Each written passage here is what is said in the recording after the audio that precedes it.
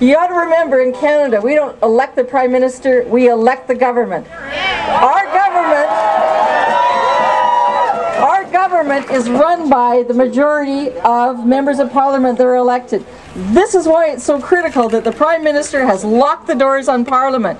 He has locked me, an elected official, out of Parliament. I was elected by you, the people, to speak up and to pass laws and policies.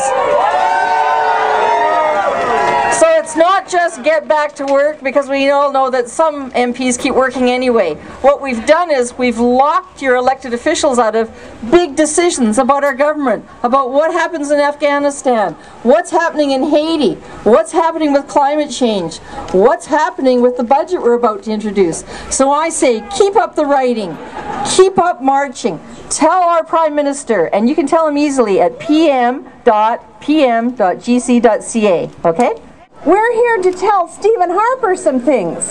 We're here to say, don't insult us and our system of government by using prorogation to escape democratic debate. And we're saying, don't use it to suppress information that should be coming before parliamentary committees and the citizens of this country. Don't use it to carry on with the business of government behind our backs. Parliament isn't meeting, Parliament is prorogued.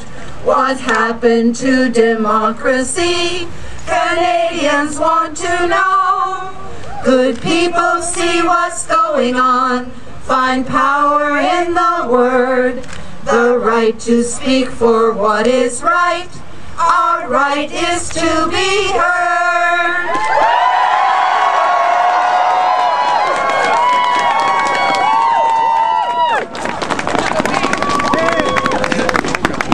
This is one hot off the presses, written especially for this outrageous situation.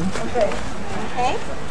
Canadians vote in elections. We think we're a democracy, but prorogation is threatening the future for you and for me. Prorogued government, not so glorious and far from free. Prorogued government, we're far from a democracy. Our governments run behind closed doors. They're sorting their ducks in a row, and taxpayers' money is flowing to where and what end we don't know. Prorogued government, not so glorious and far from free. Prorogued government, we're far from a democracy. Our parliament's totally muzzled. Our media hasn't a clue. No offense. Corporations will profit. And to hell with me and with you.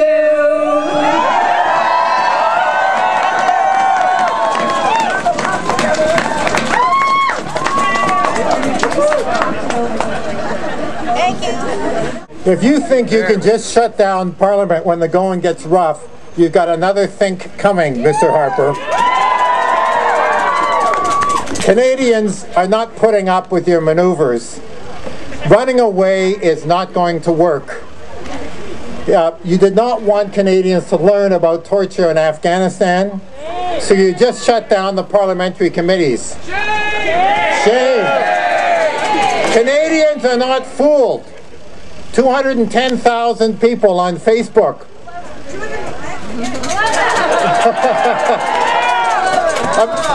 A majority of Canadians are opposed.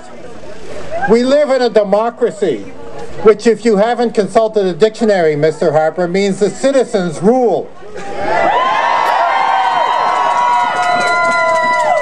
We citizens elect their MPs at election time. But it's not supposed to be a dictatorship between elections.